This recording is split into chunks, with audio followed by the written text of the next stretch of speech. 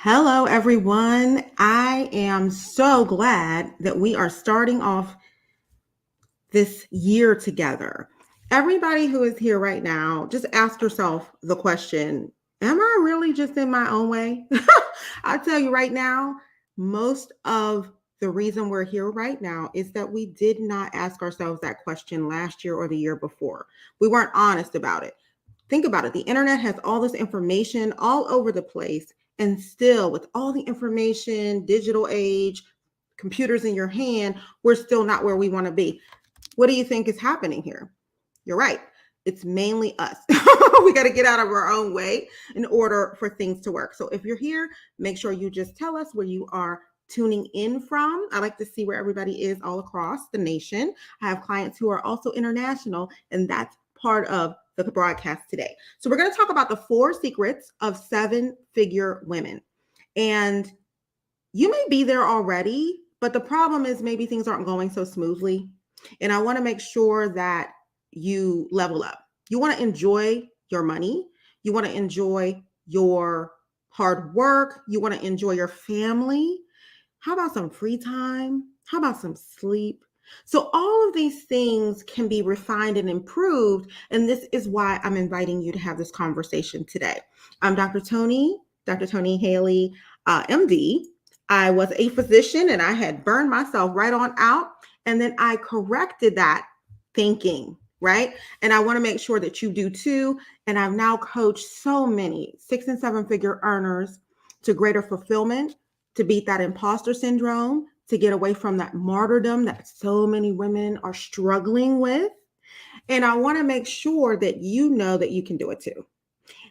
People don't talk about the struggle, but that's my specialty. So welcome today. I'm really excited. If you have any questions, Chicago. Yes, honey, snowy and icy Chicago. I used to live there. I do miss it, but only in the summertime. So I want to make sure that we talk about one important thing right off the top. What if you're just doing too much? What if you could make more and work less? This is not what people come and ask me, but they should. That's really what you're asking me to do. You have a limited number of resources. Write these down. Time. You're not going to be here forever, babe. Money. We already know that one, right? Energy. We downplay it as women because we're used to working our butts off, but you downplay the energy that it takes to turn things around, to implement all these great ideas you have, and then you downplay the other one, your health. And so that's one of your biggest commodities. These are finite resources that are in your hands, and maybe we're just not looking at it like that. We tend to react versus get in position. So Tamika, I'm glad you're here. Everyone who's tuning in, I'm happy to see you. And I'm just glad that you're starting the year off with a notebook. Get yourself a pen because you're going to need to at least circle a few things to remind yourself after this is over. Now, I'm going to give you an acronym when this is over so you can remember if you don't remember all of it. But number one thing that my clients who went from this level to the next level, or sometimes double their income, they had to have a strategy. So number one is you have to have a strategy. A lot of people want to go willy-nilly and just work hard. Raise your hand if all you do is put your head down, work hard. Everybody in your family, everybody around you is grinding, hustling, moving. If you don't have a strategy, you're just going to kind of run out of those resources we talked about. Time, money, energy. You don't sleep. Your health is crap. You don't really notice it right away, but slowly but surely you start to feel like maybe it's not worth it, or you don't really feel like you can keep doing it. So if it's not sustainable, then it's probably not going to be a good idea. Okay. So you have to have a good strategy. Now, I put this down. Self-care for my clients is on steroids, but it's not what you think. Self-care starts with how you speak to yourself. So self-talk, how you, the automatic negative thoughts that come into your head when you think big, you got to learn to address those. So it's something that we deal with quite a bit, but you are your own worst enemy and you're always wondering, but how am I going to do that? That comes after you at least give yourself a runway. So how do we get in position? We make sure we write it down. Most people who are serious about the future are okay with putting it in black and white. You've got to have it in ink. You've got to have it in front of you on a daily basis. You need to be able to speak about it. You need to be, not to everybody, but in these types of circles, speak about what you're working on and get closer to people who are also on that move. Okay. You can't spend a lot of time talking to people who are not on the same path, but your strategy should include that. So the toxic spaces, the toxic job, the toxic relationships. Oh, I'm sorry, your family is part of that. Sorry, but not sorry, we have to have the real talk about why you're not where you want to be, even though you're brilliant and beautiful and intelligent and you've got a resume a mile long. But if you're not exactly where you'd like to be, chances are something's draining your resources, time, money, energy. Can't renew it. So walking into a new plan, you've got to make sure that you're not taking anything away from yourself, depleting your energy, depleting those resources, which is what most people do. Part of that strategy is not repeating mistakes of the past. And the top mistake is talking to people who are negative, talking to people who have never done it, talking to people who don't have a plan. You're wasting time. So I just want to make sure you know that strategy is a huge part of this. And I had given a talk last year for a nonprofit for young women, young career women, to change their mindset and get that shift going to being a newbie, just trying to get started and then trying to up level yourself and trying to get yourself into a promoted space or get more money. And I realized it's the same thing I say to all the women. I feel like many of us are pigeonholed by the people who might mentor us. So I hate to say this, but those people from the past, if you're not there yet, you might not want to keep talking to them because obviously they haven't imparted the knowledge that you need. So next thing you need to do, ownership. Ownership is tough because nobody wants to believe that everything's in their control. Not at first, right? You don't control the weather. You don't control the weather, but it is up to you. And so if you spend all your energy listing why it won't work, you're right because you believe that.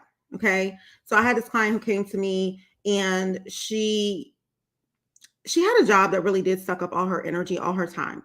But what she wasn't saying is that she allowed it, right? She spent all her time recovering from the job, at the job, or finding new ways to get a title and no more money, right? So taking ownership that this was her issue. She did not feel worthy. She did not feel top level. So they just kept taking her quality work and not compensating her for it. And a lot of women are in that boat. If you know you're the stuff and you keep having the same conversation, I did a consult the other day. Lady was so phenomenal, so smart, so sharp that she's been rising in the ranks at her company. I asked her how long she'd been there. She said 7 years. I'm like, wait, you're still having a meeting with these people about these basic things after 7 years? No, it's time to realize and take ownership of the fact that maybe you misunderstood this place to be a good place when really it's just a toxic place that will overwork women, take all your genius, and never ever compensate you for it. So putting your energy in the wrong places is a problem. But if you don't correct it, it's going to plague you for a much longer time. Conflict. A lot of women are not willing to have difficult conversations. And so I think if you realize that top level women, women in the boardroom, women in the C-suite prevent a lot of difficult conversations, but also know when to dig in and say, let's have a meeting about this, and come together with a strategy and a plan, are going to get there a lot further. And that also means that it's okay to say you're afraid inside. It's okay to acknowledge your feelings, but not feel like it determines your trajectory or determines your ability.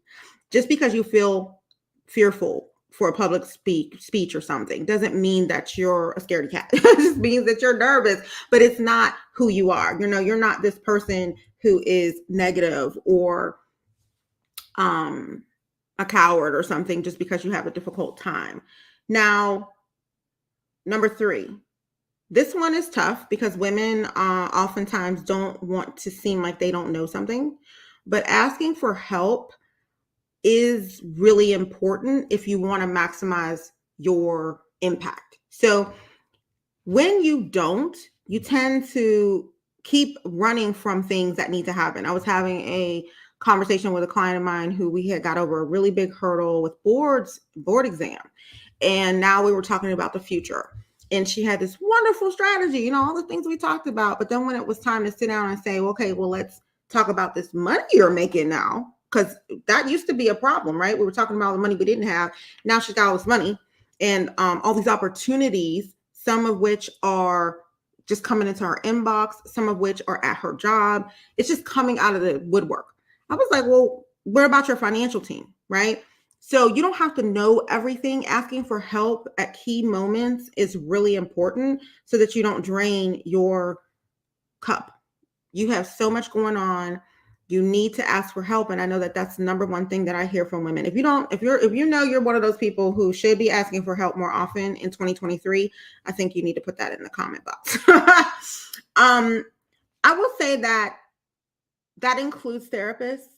So asking for, finding someone who you can talk to about a lot of the things that are going on in your head so that you don't bring that to work, so that you don't bring that into the marketplace, so that you don't bring that into very important conversations. You don't want to carry baggage into the room. And I find that a lot of people are carrying a lot on their shoulders because they take care of family, they take care of business. They're also trying to get to the next level of their career or build something new. And even if you have done things that are very impressive, when you're in a new space, we tend to want to figure it out. We don't want to look like we don't know. But if you don't figure out how to get the right people in the room with you on your team, you're going to end up carrying too much, and then all of a sudden you're dropping balls. We can't have that. So consistency requires you to ask for help early, often, and from the right people. So one of the mistakes I see women make is y'all are asking people are never going to do it to the level of your expectation, right? You feel like they're going to do it. They should do it the way that I would do it, or they should do it to the level that I would do it. That's not realistic. Most women want the world to reflect them and how they move, but that's typically not what's happening. Okay. So if you want reciprocity, chances are you're probably going to have to find the right mentors, find the right teammates. And oftentimes we stay too long. So if y'all don't figure out what you want to do, build a strategy and take ownership of it, you'll just be sitting there complaining for a long, long time about everything that's wrong, but there won't be a solution on the horizon. Okay.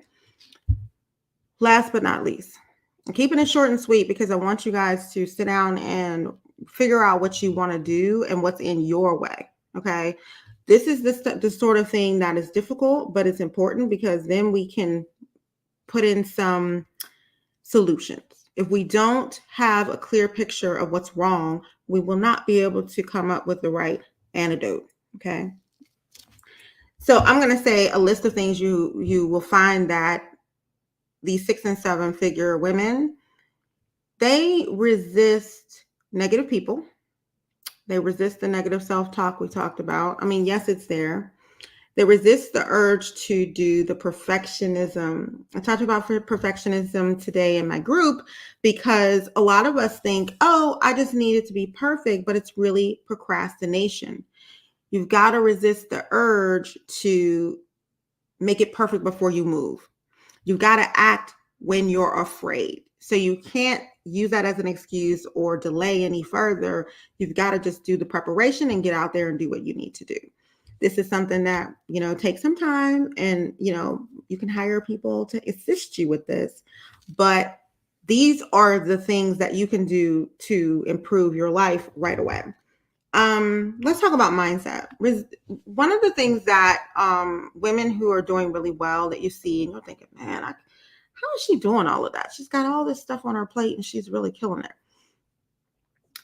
Women who have an abundance mindset versus always thinking about what they don't have, they're winning. They're winning. Sitting down and having a gratitude practice where you think about all that you do have is a great way to set the tone for you to win. If you are around people who complain a lot, who don't have solutions, this is going to block your progress. So resist the urge to spend quality time with people you love that just won't grow. They just don't move. And if you're not growing, you're stagnant, and that's not what most people want to do. Most of us are always trying to build something new and make it easier every time and surround ourselves with people who are just like it. So resist the urge to go back to the comfort zone. Resist the urge to surround yourself with those old faces and spaces. No more toxicity. And get into, I'd rather be in a room full of new people who have the same mindset than all these people who keep telling you what you don't have, where you come from, what, they have that you don't. None of that matters, because if you have an abundance mindset and you know that it's right around the corner if you just keep going, all the good people who have all of the power, all the confidence are up ahead. So the negative energy of other people is a drain on your time, and it is a drain on your well-being. And it's not really good to keep explaining yourself to people who are just never going to get with the program. I had a client who wanted to come on and speak with you guys this month, and we were talking about the timing. And she when she came to me, oh my gosh, she was stuck in a dead-end job that was very toxic. Dead-end because what they wanted was just not realistic. And she had other things that she wanted to do. She wanted to travel. She has triple citizenship. She speaks like 80 languages or something. I'm slightly exaggerating. I'm telling you, this lady speaks like 6 languages. And she had her mindset on what she wanted to do, but the company did not reward any of the things that she brought to the table. So she started to realize, this is not where I want to be, but you can't just walk out the door. And y'all wait too long. So resist the urge to wait too long to walk out that door, or at least plan that strategy we talked about. So we were talking about, when can we get together? Let me tell you. She said, well, when I look at my calendar, I see I'm going to be in 4 continents in 4 months, because she had all this stuff going on, all these things that she built in this 4-year span since we had worked together. And she just changed her entire life because she changed her mind, because she changed her focus, because she did get herself out of there and realized the only one who would get her out was herself by taking that full ownership. I hear victim language a lot from people who are in a tough spot, but you can only do what you can do and control, instead of spending all this time floundering around, feeling down. Take a break, give yourself some credit, and put it out there. When I talk to clients a year or 2 down the road, even 6 months, even 3 months, things that were on their vision board for years, they've been accomplished, because a lot of times we were just afraid. So I will encourage you to stay in this community, bring your concerns to the table. Join us at drtonymdvip.com if you haven't already. And I want to make sure that we give you an opportunity. If you want to, I have not offered consults to talk to me in a very long time, because I was very busy with private clients, with contracts. And now that I'm clearing my schedule, I'm giving you the opportunity to come and talk to me. drtonymd.com/talk. This is for people who really want to get organized, get out of the rut that you're in. You know how many people send me messages about how stuck they are? And they are professional, polished, 6, 7, 10, 15 years into their career, sometimes 20 and 30 years into their career, and they just can't see the next step forward. you get on that breakthrough call and we'll be able to figure out what's next for you. I had a difficult conversation with somebody the other day. They wanted to bring all these things to the table that weren't next. They weren't next. But that's still the clarity you need sometimes to take the next right step. One foot in front of the other. drtonymd.com/talk. Let's run down our list of what we want to remind ourselves of today. This is a SOAR acronym. I'm Sort of Excellence Coaching founder, so of course, I used an acronym from a previous talk. SOAR, SOAR, S, strategic. O, full ownership. None of that pity party stuff. It just doesn't work. It doesn't get you where you're going. A, that could mean many things, but I will tell you that asking for help is the number one, and number two would be advocacy for yourself and the people that you love. You did not build this empire or start on this journey so that you can stay stuck and then have all these people stuck relying on you. R, resist the urge to accept and settle. How many times have you kicked yourself because you stayed too long? So get in touch with me if you'd like to talk and start working towards your goals. Now, we don't take everybody. We don't talk to everybody. We have an application process to even get on the calendar. So don't be surprised when we ask you a bunch of questions, because we need to know where your head is at. We need to know that we're in the right place to assist you. But I look forward to speaking with you. We're going to meet here every single Wednesday to talk. And I'm going to probably move all of these conversations to exclusively in my group. So make sure that you meet us here. I'll see you next Wednesday at 7 p.m. Eastern Time. It's Dr. Toni, your board certified physician, certified executive coach, and I'm here to help you to actually, enjoy your life and all your success.